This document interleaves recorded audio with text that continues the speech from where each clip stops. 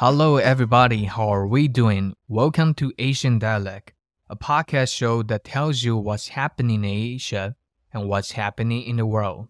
I'm your host, Ian Huang. 3,000 years ago, Jewish people were on the run to the Promised Land, and it took them a few decades. I think that's the prototype of immigration that everyone knows. Then, almost 3,000 years later, a new term that has been widely seen on Chinese social media, "run," walks in as the new form of immigration. If you know Pinyin, you will know "run" is the direct pronunciation of the English word "run." A Chinese high school teacher traveled from China to South America, crossed the U.S. border through the Amazon jungle, then turned himself into the border patrol. It's not the only case, but one in thousands of Asian illegal migrants that has surged 15 times more than ever before. In 2022, there were 2,005 cases of China migrants reported, compared to 2010, which was only 268 cases, and it was an almost 10 times more surge.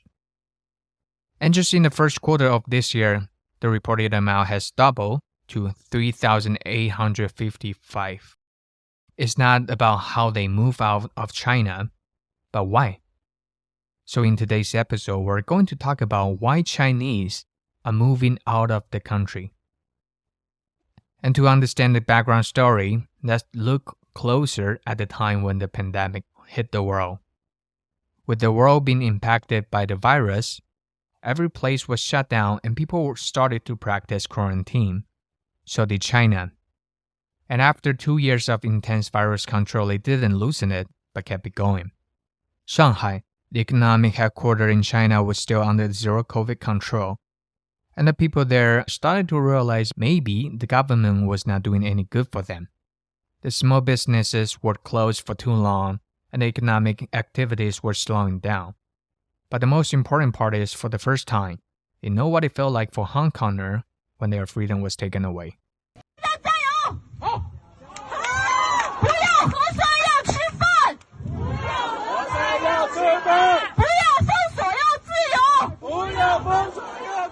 This was the White Paper movement in China, the largest domestic protest after 1989 Beijing's Tiananmen Square protest.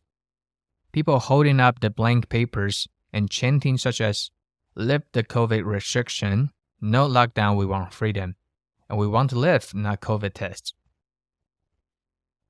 And last year, the word of "run" started to draw public attention on Douyin, the Chinese TikTok, videos teaching the route to flee to the US, like a handbook. I think the topic of refugee has been the topic people talk about for so long, but what really drew my attention regarding this new trend of illegal Chinese migrants is how the plan started and being practiced this time. In the past, many Chinese people moved to the US through investment or studying for college. But this time, these migrants from China are not the case. They are normal people with normal income who run not just for another options of living, but for survival. And in today's episode, we are honored to have Yuzhen Chen as our guest today. He has another name that is more commonly known, that is 陈老师来了. Here comes Mr. Chen. He's a YouTuber with 360,000 subscribers, and he's now living in the US. The following interview was done in Chinese and translated and voiced over under the consent of 陈老师. If you like to watch or listen to the Chinese interview, please stay tuned. We'll upload the interview separately. 大家好，我叫陈老师。 Hello everyone. My name is Teacher Chen. That's my stage name. I am from Anhui Province, China. In 2020, I was arrested by the Chinese authorities. Before that, in 2016, I went to Taiwan to study for a short period. After being arrested in 2020, I left China and fled to South Korea, then eventually made my way to the United States, where I am currently doing YouTube. My audience is mainly concentrated in Taiwan. Okay, I think many of the Taiwanese audiences already know you, But can you also tell our audience what made you decide to go to Taiwan in the first place? I used to watch a lot of Taiwanese dramas during my childhood, especially romantic ones. I found Taiwan intriguing because it seemed different from us. There were different scenes, characters, and language used in the dramas, and the accents were distinct, which fascinated me. Back then, I was unaware of the political differences, so I thought Taiwan was a great place to travel to. Later, I discovered that it wasn't so straightforward to visit Taiwan directly. As I delved deeper, I learned about the political differences. In high school, I started using a VPN to access information about Taiwan. That was when I realized that there were countries like China that were not as free as Taiwan, which is a democratic nation. Before that, I had no idea about these distinctions. I became even more curious about Taiwan and gradually fell in love with the place. During my college years, I decided to participate in an exchange program there, which worked out because I couldn't travel to or visit Taiwan freely from my hometown, Anqing, Anhui. In China, only residents of around 40 cities can travel to Taiwan independently, such as those from big cities like Beijing, Shanghai, Guangzhou, and some provincial capitals. This is a clever tactic, because when these wealthy individuals visit Taiwan, the impression left on the Taiwanese people is that all Chinese are well off. But in reality, only the wealthy can travel to Taiwan. Wait, so do you mean that they pre-selected a group of people from within China who meet certain criteria to travel to Taiwan? Yes, exactly. Wow. Okay. In some of your previous interviews, you mentioned that you were once known as a little pink in China, meaning you were quite patriotic and supportive of the Communist Party. My question here is, what happened that changed your view towards the Chinese Communist Party and China's overall politics? It began during my high school days, when I started using a VPN to access information from outside China. I noticed significant differences between foreign news and Chinese news, but I couldn't determine which was the truth. Later, I came across historical events like the Tiananmen Square incident, which is highly sensitive in China. And I realized that such information couldn't be openly discussed in China. It would be censored right away. Gradually, I became more aware of why certain things couldn't be publicly discussed. I started using a VPN more to access real information and slowly realized that the history I had learned and the place I lived in were not as genuine as I thought. My experience in Taiwan during my university years further deepened my understanding of the differences between China and Taiwan. When I returned to China and experienced some of the policies during the pandemic, I criticized the Chinese government, including their inhumane epidemic control measures, openly on the internet. After being arrested, I couldn't possibly identify with them anymore. So it was a long process, starting with the differences in information I discovered, coupled with my personal experience and persecution by the Chinese government, that awakened me and changed my perspective.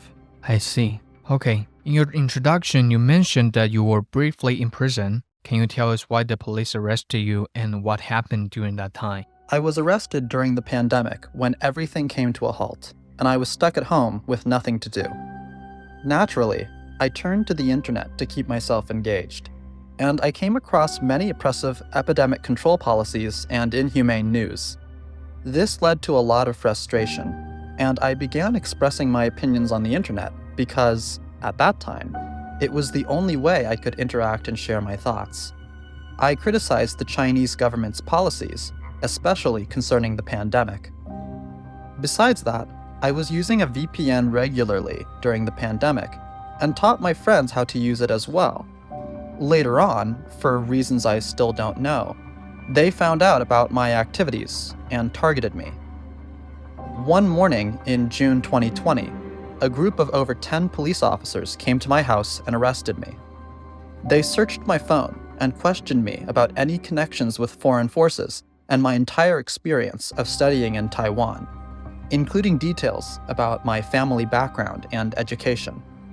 They also found records of my conversations discussing sensitive news and urging others to use a VPN, which, when combined, led to my eventual arrest. They didn't intend to detain me for only one day. I believe they would have kept me longer, but fortunately, I had a fever at that time. China's extreme zero COVID policy was in effect, and the detention center refused to take me because of my fever. They said they couldn't accept people with a fever, so the police said, "Since you are a university student, we can grant you bail." They called it released on bail pending trial, but the case wasn't over. They told me I was still under investigation, but could stay at home. Of course, I was not confined to my home and could go out, but with certain restrictions.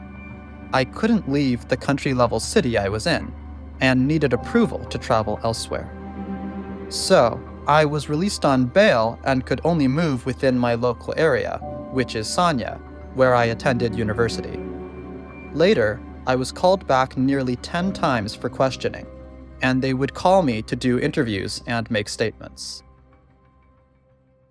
It seems like a lengthy process. Is there any resolution to this situation now, or is it on hold for now? When they initially came to my home, they caused quite a stir, even though they didn't take any of my family members away. They investigated our family for a week, and the whole village became aware of it, as if I had committed some grave offense. This caused a lot of trouble for my family, with neighbors and even distant relatives getting involved. They asked the same questions repeatedly, inquiring about my upbringing, family background, education, and my experience of studying in Taiwan, along with various details about my daily life at home. It was very detailed, and they recorded everything to understand who I am and why I had become this traitor in their eyes. But in reality, I hadn't betrayed my country. I still love my country. I just hope for a better China. So I criticized certain policies and issues.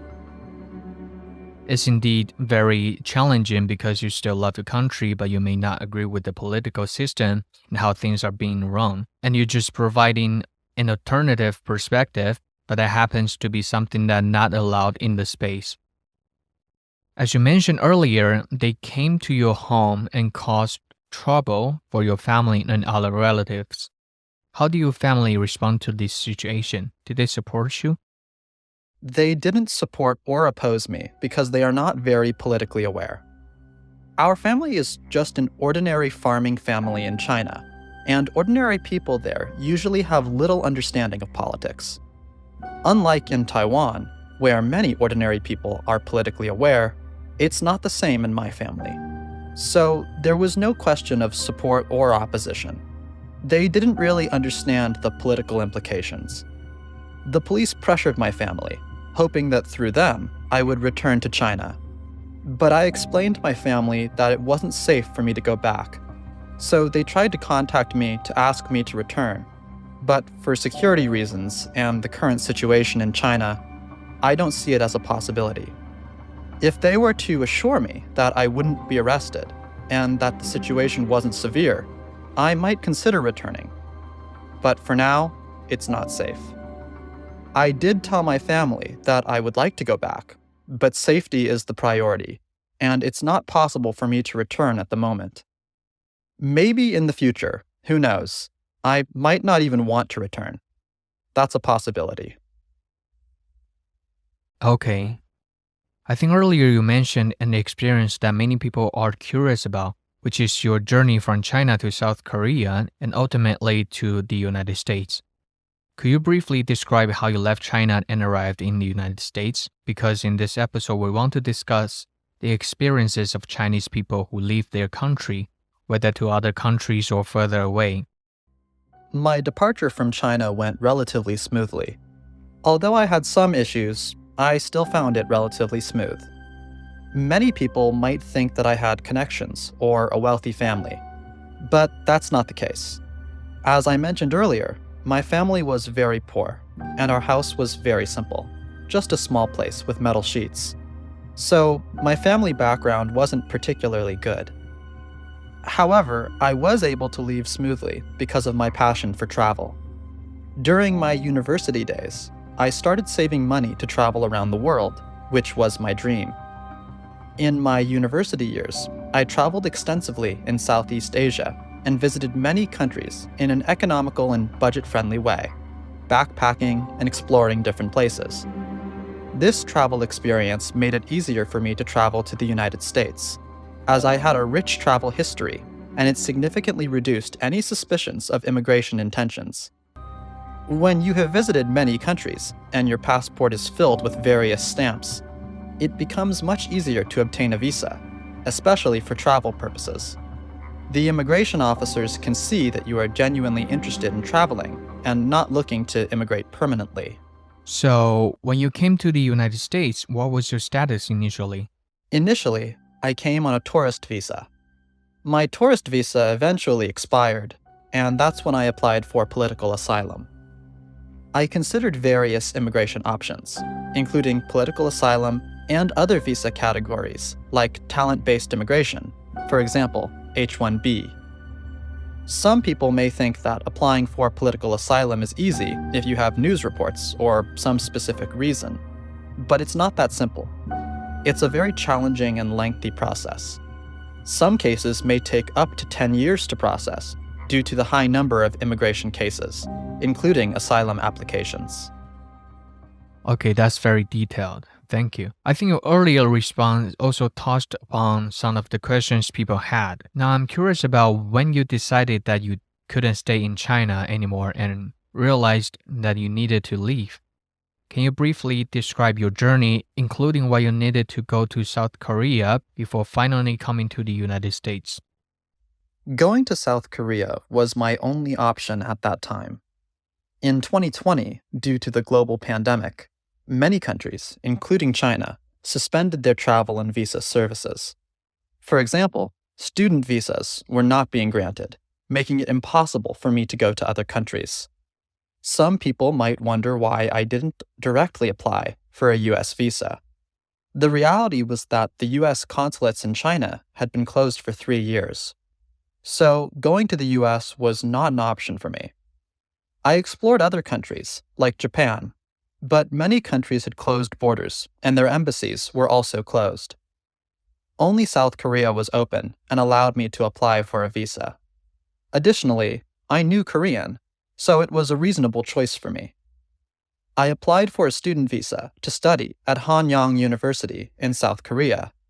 However, due to some circumstances, I had to leave South Korea as well, and that's when I had to find another country to go to. I see. So you were basically left with no choice. Okay, and this time, there's a large wave of people leaving China, including many who follow a similar path as the so-called running the line route 走线, taking the same paths as illegal immigrants from Latin America. Many people are leaving China, and it seems like everyone is choosing to leave. What are your observations or insights on this phenomena? I believe this large wave of people leaving China is primarily a result of the extremely foolish and absurd epidemic prevention policies implemented over the years. These policies have caused severe damage to China's economy.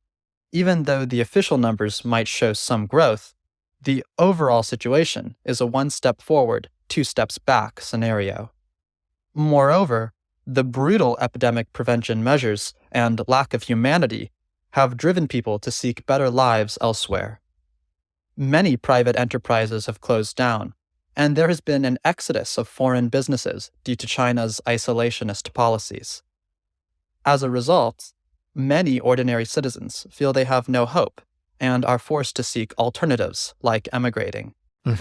That makes sense. I think what you said earlier about some people thinking it's worth it due to the pursuit of universal values like freedom and democracy, while others might have different perspective, is very accurate. Everyone's considerations and values are different. Is there anything else that you would like to share about your experience or any future plan that you have? As for the future, I think I may choose to live in Taiwan. And as an inappropriate metaphor, If China were to open up to democracy one day, it would be like the sun rising from the west. In that case, I would consider returning to China to live because of my emotional attachment.